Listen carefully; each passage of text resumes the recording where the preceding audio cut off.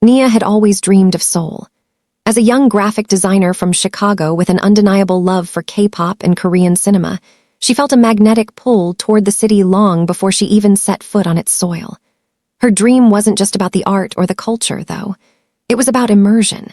It was about finding herself in a place where every corner felt alive with history, tradition, and the cutting-edge future that Seoul was rapidly becoming. At 25, she was living the life she had always envisioned. After landing a teaching job at a well-known English academy in the city, she packed up her life and moved halfway across the world. The cultural shock, however, was immense. The language was more complicated than she had anticipated, and the unspoken rules of social interaction in Korea often left her confused and a little out of place. But she was determined. She would find a way to belong. Her world began to change the moment she met Min-jun. It happened on a rainy Thursday evening at a language exchange meetup in the heart of Gangnam. She had heard about the group from a fellow teacher and decided to give it a try. It wasn't just to practice her Korean, though Nia had a secret hope that the meetup would help her make some real connections in the city. At first, she was overwhelmed. The group was filled with people who spoke English fluently, making it harder for her to stay focused on her Korean. Everyone was so comfortable with each other, laughing and talking as if they had known each other for years. It felt like a closed circle, and Nia, who was naturally extroverted, found herself standing on the outskirts. Then, as she sipped her coffee and stared at her phone, a voice interrupted her thoughts. "Is this seat taken?" Looking up, Nia saw a man standing before her, holding a coffee cup in one hand and a notebook tucked under his arm. His messy dark hair and slightly rugged appearance made him look like an artist who had been lost in thought for too long. "No, it's all yours," Nia replied with a smile, shifting her bag to make room for him. "Thanks, I'm Min-jun," he said, taking a seat.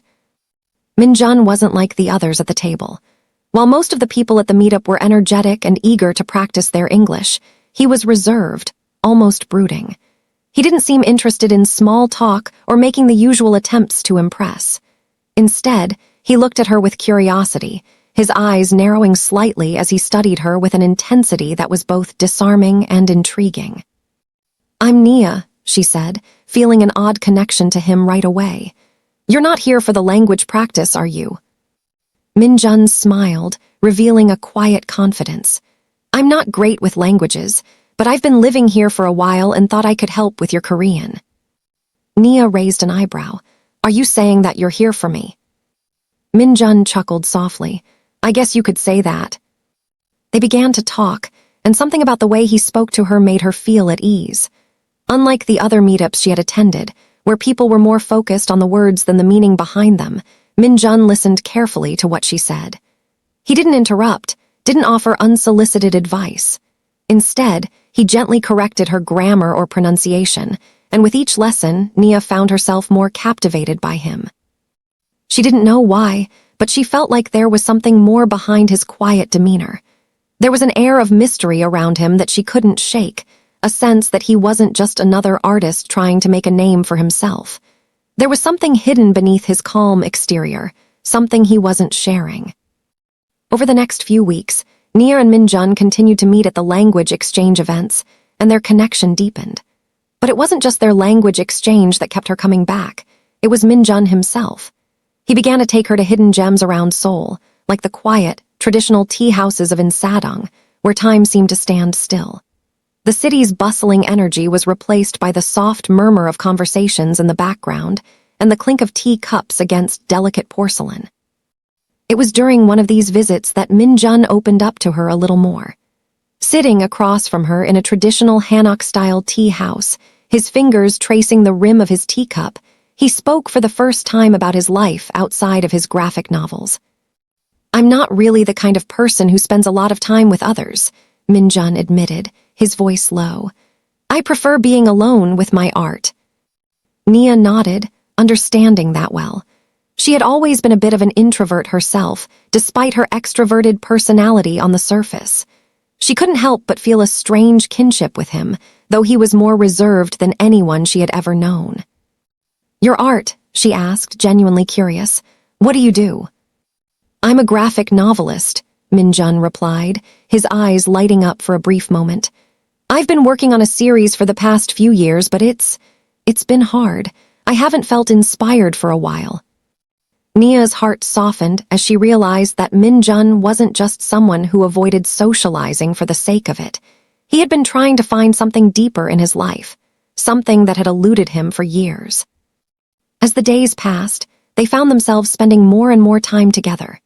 Nia showed him pieces of her own world, the music of her childhood, the soulful sounds of jazz and R&B that shaped her as an artist.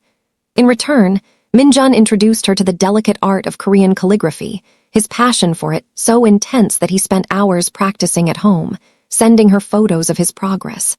It was clear to Nia that he was someone who lived and breathed his art. Yet the connection between them was undeniable.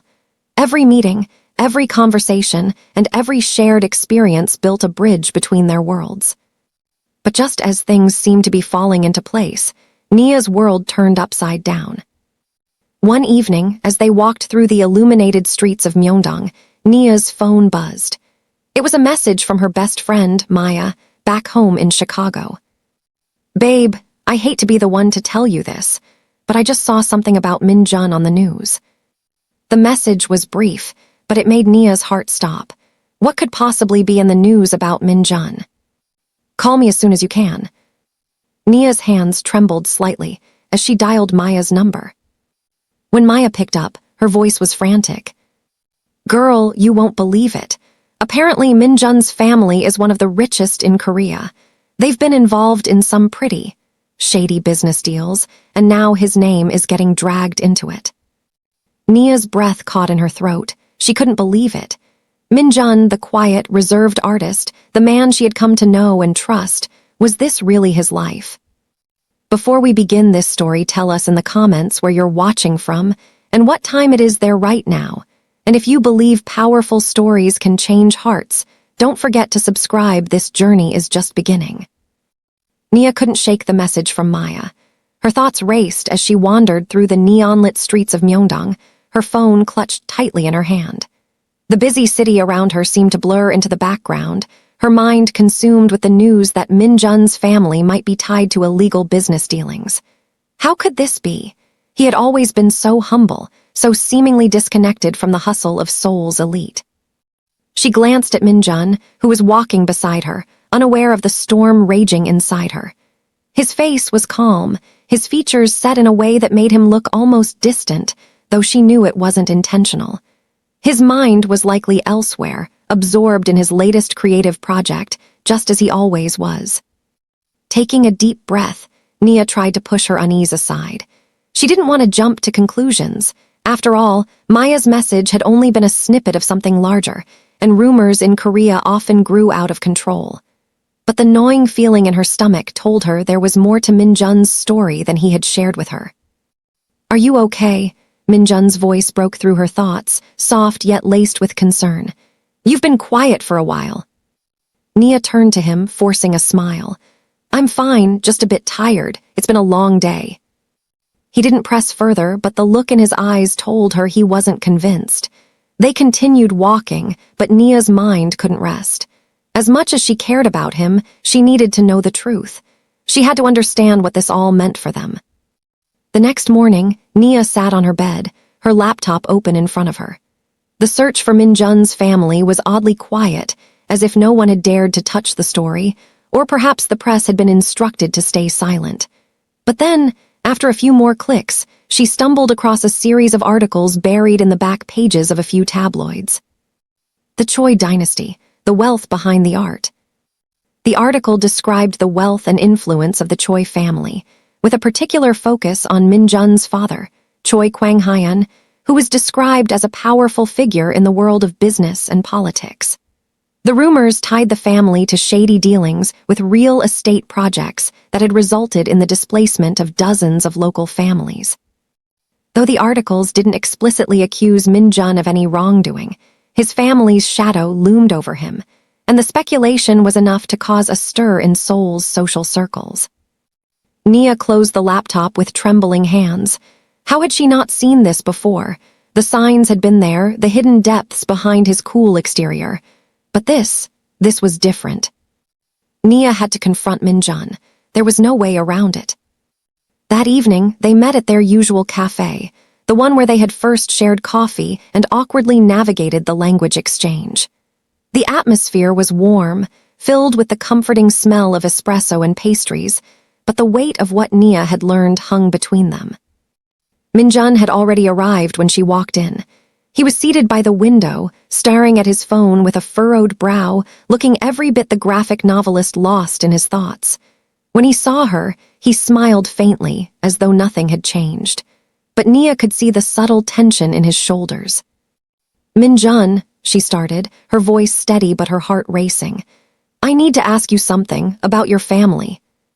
He looked up, his gaze flickering for a moment, and then he set his phone down, his expression unreadable.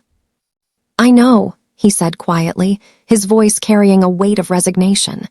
"I've been waiting for you to ask." Nia's breath caught. "What do you mean, you've been waiting for me to ask?" Min-jun leaned back in his chair, his fingers absently tracing the edge of his coffee cup. "It's all true. My family's wealth didn't come from the most honest sources. My father, he's been involved in things I can't even begin to explain. I've tried to distance myself from it all, but you know how it is. Once you're tied to someone like him, it's hard to escape the shadows they cast." Nia felt a pang in her chest. She had never imagined that Min-jun, the quiet, gentle artist, could be so deeply entrenched in such a complex and dangerous world. But the more she listened, the more she understood. He wasn't the person the media painted him to be. "I'm not a part of it," Min-jun continued, his eyes meeting hers with a raw honesty that made Nia's heart ache. "I never wanted this life. I only want to create.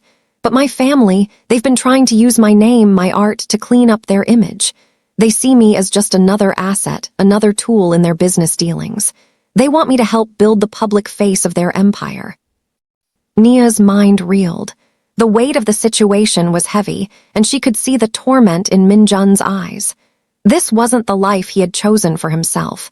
He had simply been born into it. "I never asked for this," Min-jun said, his voice cracking slightly.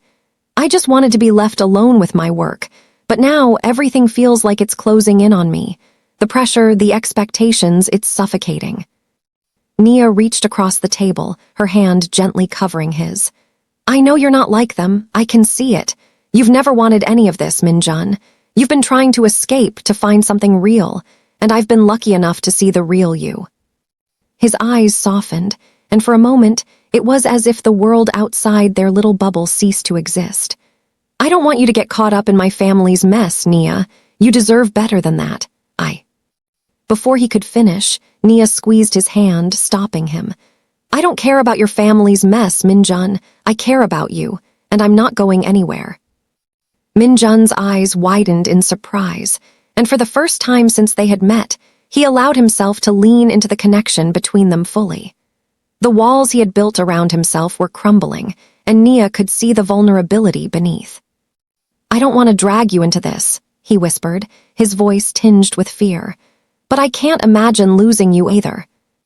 "You don't have to worry about that," Nia replied softly, her heart swelling.